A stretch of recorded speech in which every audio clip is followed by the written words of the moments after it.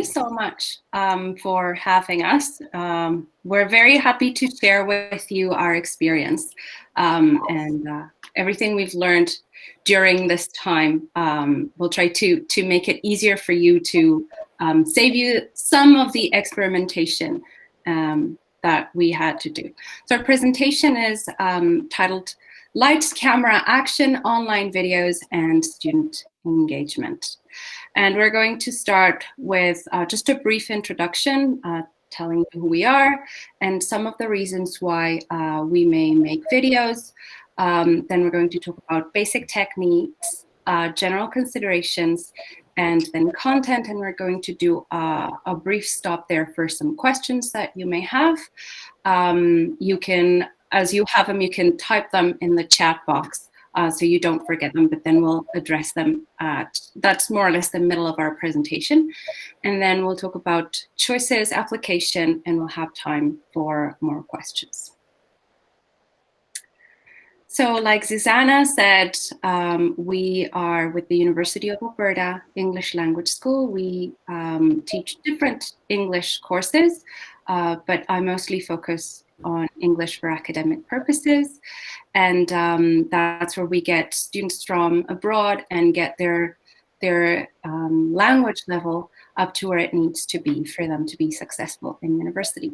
And I've used videos for educational purposes. We've also done some promotional videos and to give feedback as well. Zuzana? I, just like Sophia, am an English for academic purposes instructor, but on top of it, I also work for Student Engagement Center, where that is my primary role right now. And my role is basically making sure that the students who come to our schools are also connected with the university, and they are more aware of what's going on at the university. So we engage them in volunteering, in all sorts of activities, and so on and so forth.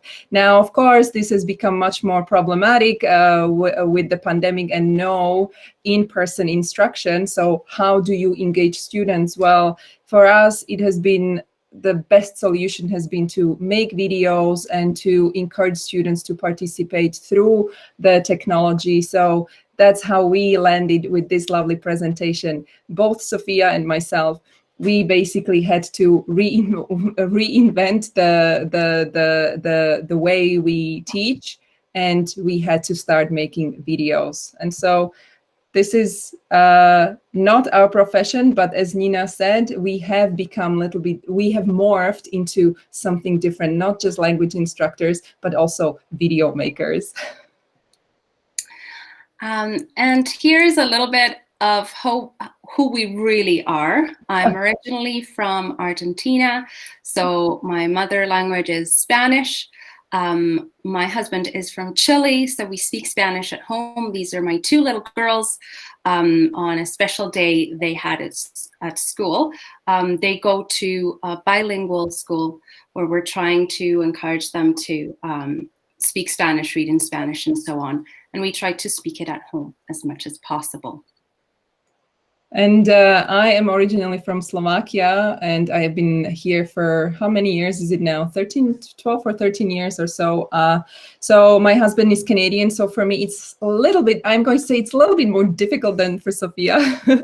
But I am also trying to preserve that heritage language. We do speak Slovak at home, and we do go to Slovak Heritage School, thanks to Nina, who was able to establish that school here in Edmonton. And Slovak, you can imagine, Slovak community is very, very small in comparison to Spanish. Like, there's just such a minimal percentage of people who speak Slovak. And well, we have just been trying hard to make sure that the kids are speaking the language and also are still connected with the culture and with the country. So that's our passion. That's what we are.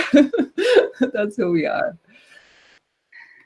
So here are some of the reasons why we make videos and why we thought people would want to make videos.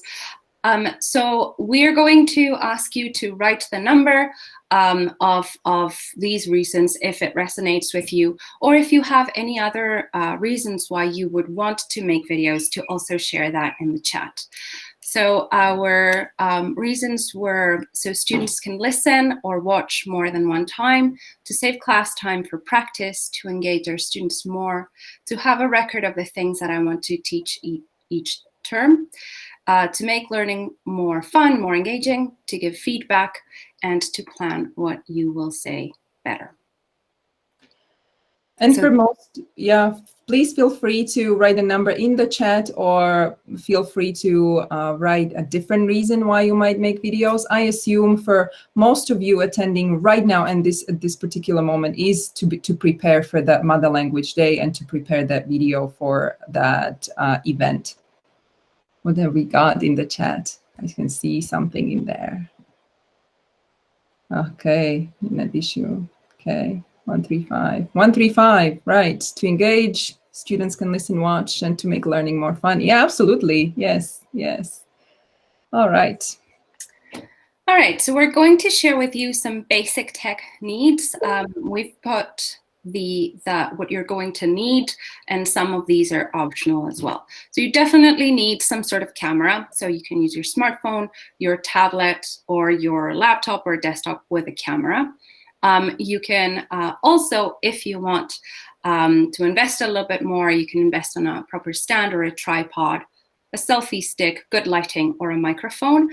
We're going to share with you towards the end how we shoot videos, and some of the ways we have tried to go around getting more stuff.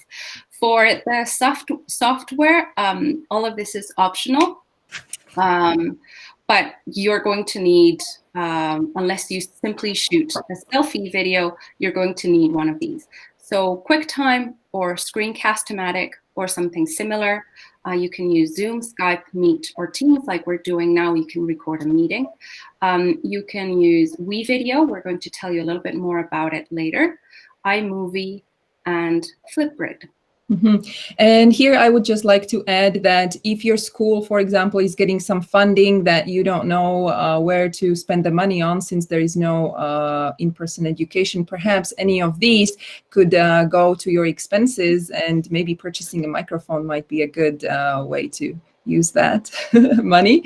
Also mentioning software, for example, if you're using an Apple computer, you might not even know that, but QuickTime Player is on that computer. It is available to you. It is a very easy video editor that you can use. There are simple editorial or tutorial videos online. So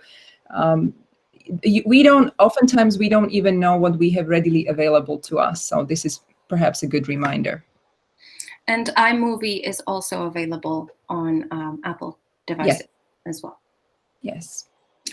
So we're going to go over some general considerations. So these are things that it would be important for you to think about when you are planning and or editing your videos.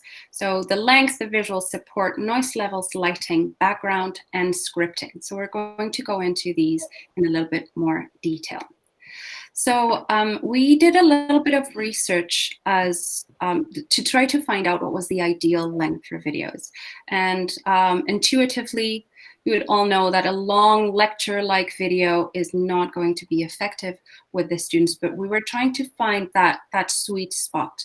So we did a little bit of research and came up with this really, really good article that looked at 6,900,000 views of videos in MOOCs, and they came up with these conclusions, and attention peaked at 6 minutes, and then it started going down again. So ideally, we would shoot short and sweet videos, 5 minutes or shorter, especially for lower language levels, and for knowledge transfer. So if you are teaching at the university level, or maybe if you have something that's more difficult that you would lecture, like maybe make it 10, 12 minutes, but ideally you would break it up into smaller pieces that the students would be able to retain, to continue watching and to retain something out of it. Mm-hmm. Here, I would like to add that if you are making a promotional video and, for example, you're posting it on Facebook, for your information, you have to be a little bit skeptical with the 5 minutes or 10 minutes, because to be honest, if you look at the insights of YouTube videos that, for example, our school is posting, probably the maximum length of time that people watch it is like 30 seconds. So for me, and this is not proved by any science, but for me personally, the lesson is, if you can make your video in 30 seconds, great. Or if you can transfer that message that you really want to right at the beginning, that's probably when people are watching. Another important consideration is to offer visual support. And this is very important, especially as we are dealing with students who are, well, in our case, they're learning a second language. Probably in your case, they are trying to keep or improve their heritage language. So many times that visual support is very, very important for our particular audience. So this may involve a little bit of editing. So you can see here, Susanna put a speech bubble, and I put a message here. You can buy ebooks if you prefer, but what we're doing is we're showing something. So you don't even need to edit. You can just physically show what you mean. Even if you're not showing something, you can edit and put in keywords, or we're going to show you how to use pictures or stock video, or if you're doing some sort of tutorial, you can do screenshots or a screencast as well.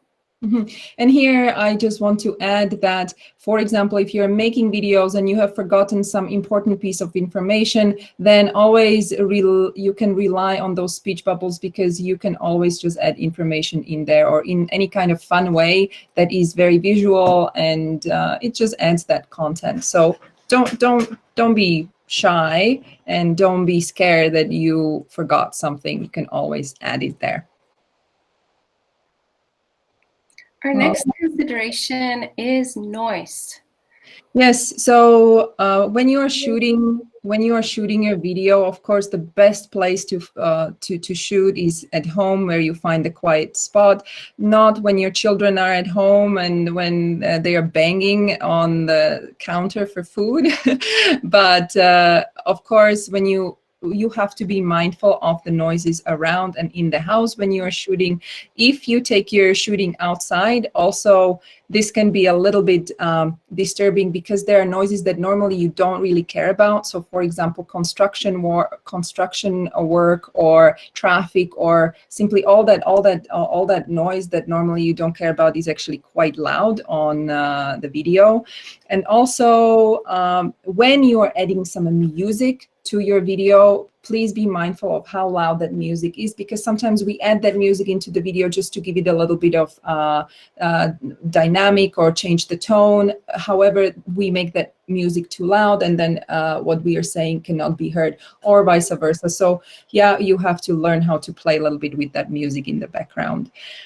Here we have a couple of videos where I was shooting outside. For example, there is a discrepancy between sound that comes from in front of the phone and from the back of the phone. Or, for example, I was speaking something outside, and then I was adding some information inside, and you will hear the difference in the sound. So. Edmonton. Let's enjoy the fall colors and the scenery. Edmonton is the capital city of Alberta and the second largest city in the province. It is situated on the banks of the North Saskatchewan River. The city has been growing So here you could see how the sound, or maybe you couldn't hear it very well here, but there is a discrepancy between the volume of the voice, and also like it sounds a little bit different. So you have to be mindful of that when you're making your videos, that it might not sound as professional as you would want. But that's something that we are learning. I didn't know before, and so this video already exists as it is, but that's okay.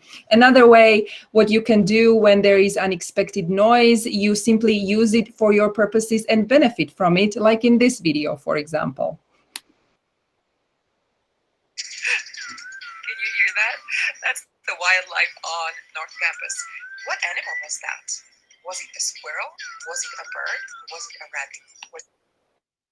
All right, so you can incorporate it into your content, and well, why delete it when you can use it? So be resourceful. Our next consideration is light, and I think that people are more aware of this one now. These two pictures are pretty self-explanatory. I think they're taken from a Zoom page, where the Zoom, one of the Zoom tutorial pages, and these are some recommendations. So this is the exact same person, 30 seconds apart between these two pictures, but the difference is the light sources. So ideally, you would have natural light flowing directly towards your face.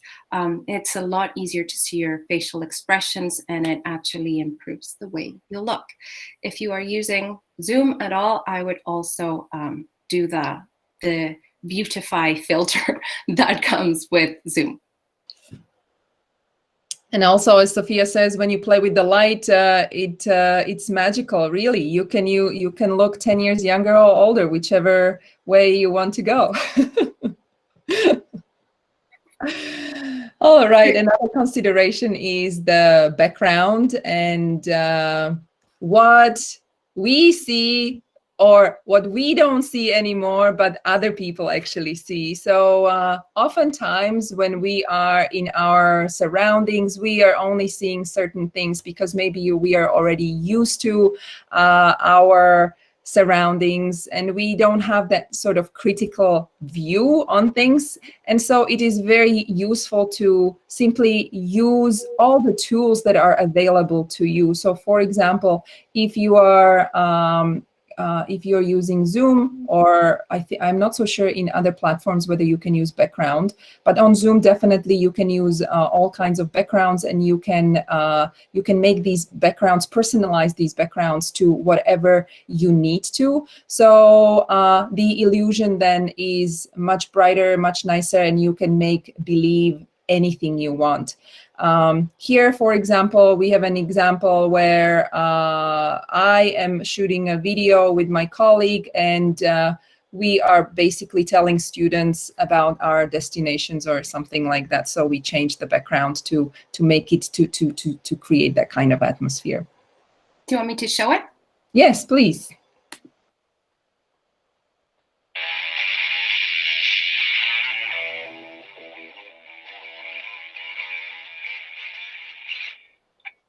Hello, everyone. It's Monday, May 25th.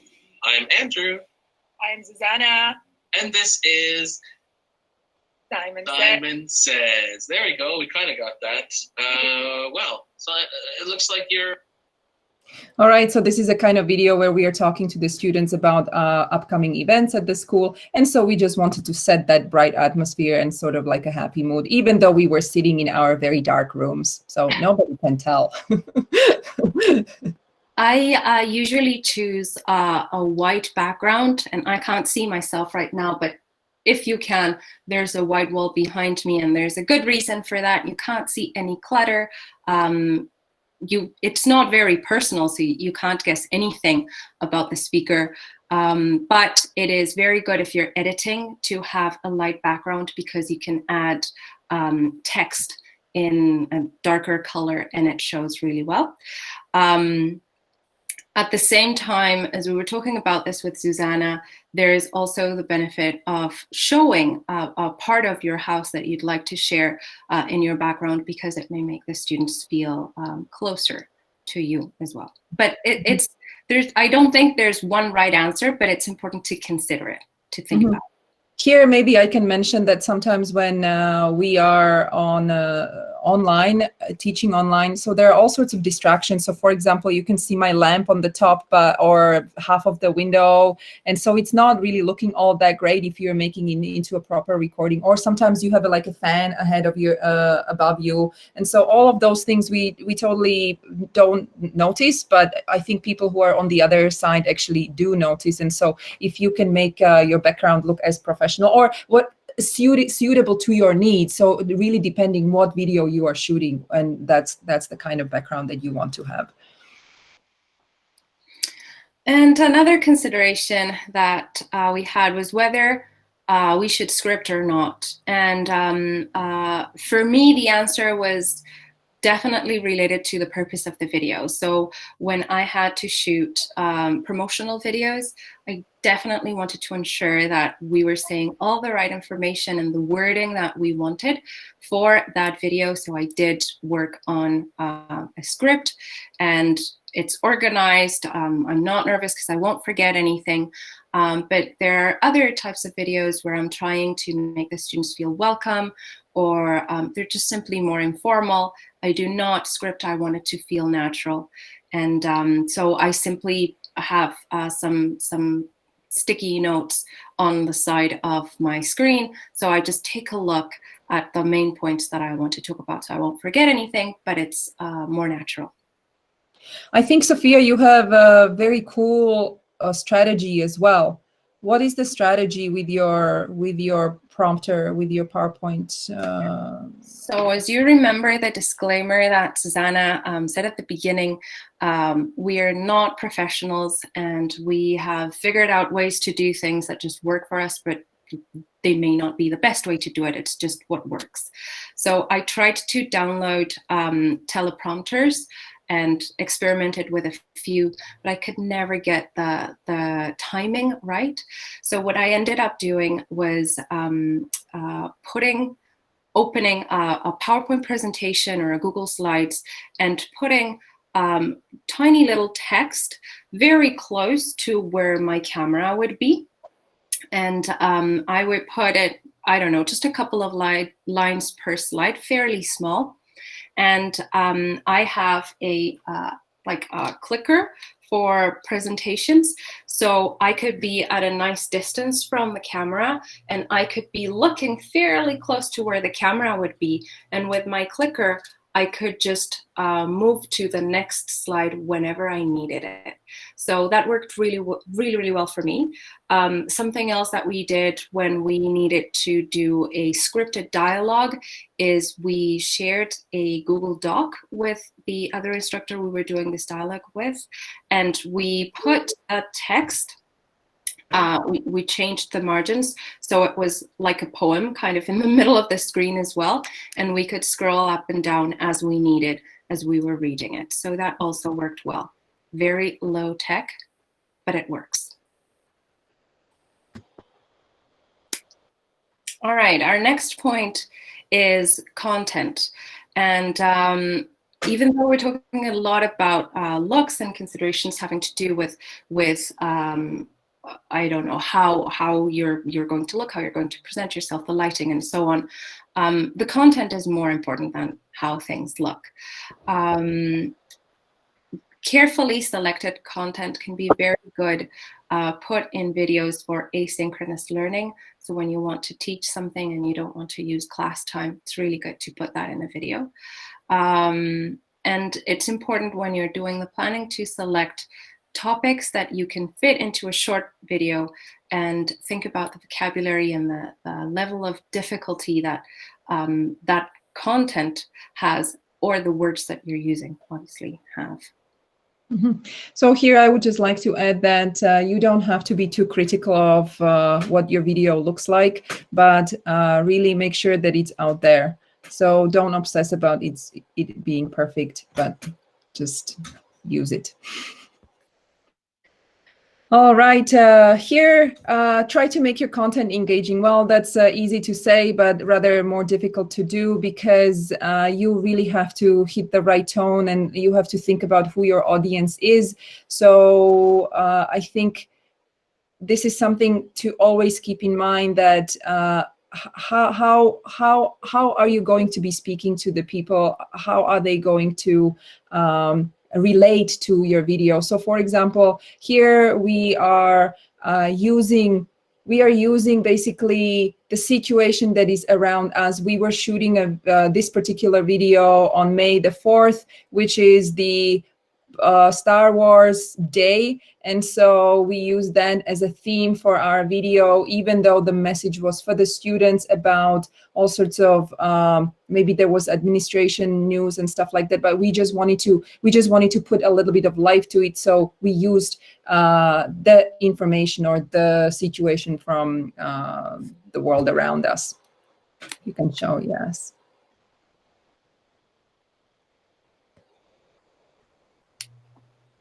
If it's frozen, all right.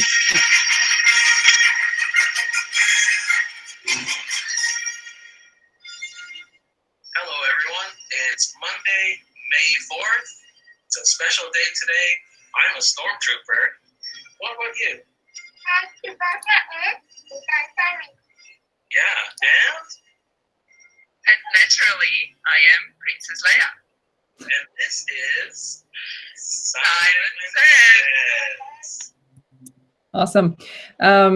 You can see that was early on pandemic times. We had to use the children as our prompts as well. So just had to include anything we had. But in the second example, we have students in our video. So the video is for students, and if you can put those students in the video, they are more likely to relate. They are more likely to be interested, and they are more likely to participate. So again, we just chose one activity that was somewhat fun and stuck it when we stick it in the video.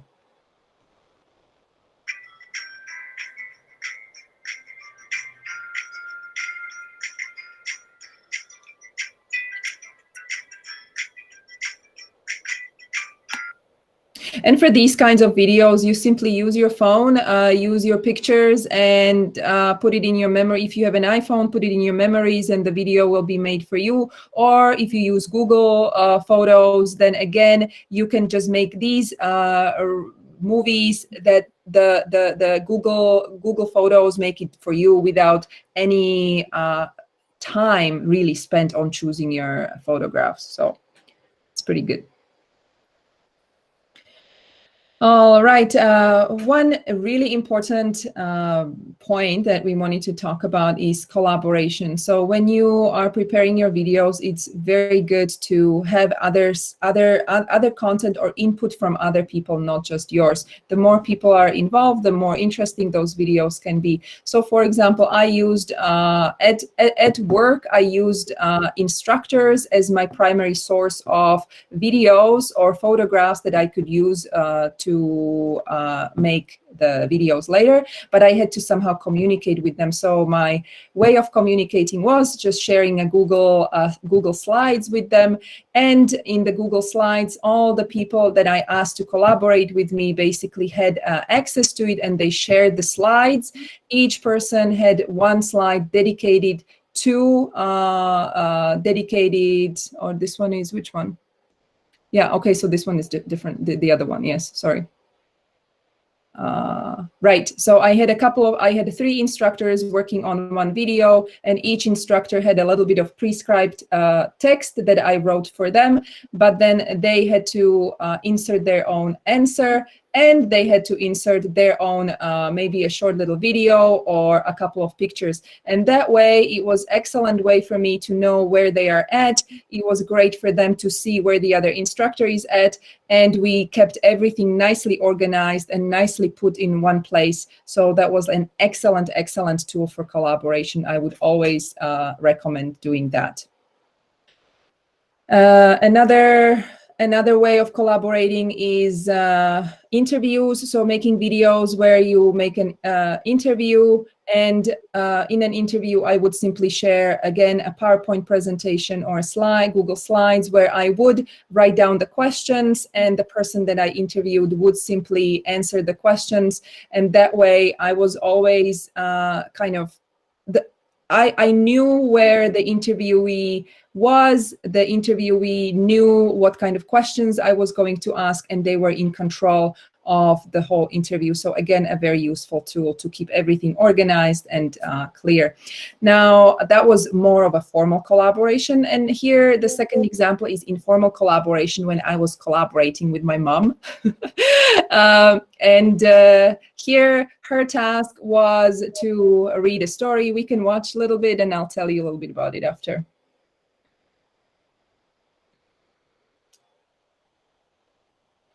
It's okay. It's a little bit slow and slow too.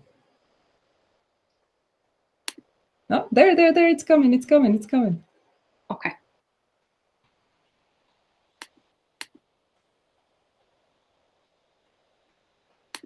Dobrý deň, milé deti. Volám sa babka Zuzka a teraz bývam na mojej chalúbke v malom mestečku pod kopcom, ktorý sa volá Kúpňa. Na túto chalúbku chodím veľmi rada. Strávila som tu moje detstvo u mojej starej mamy a sú to také krásne spomienky. Nachádzam tu kopu vecí, ktoré som rada. Nachádzam tu. So you can only imagine how my mom reacted when I asked her to read a story for us. She's like, yeah, I can do it, but you know, I don't really like technology. I don't like computers. I can't do it. But of course she can do it because she already uses Skype. She is good on camera with the kids, and so the very first video I made with her was via Skype, where she was reading and I was simply recording her. Then I downloaded that video from Skype, and actually, yeah, you can record on Skype as well, and you can also any tool you use, whether it Meets or Rooms. No, Meets, Google, no, all of those Teams. You can record and then basically put it in your video editor, where you can make it all nice and fluffy with the extra pictures and so on. So anyone can participate.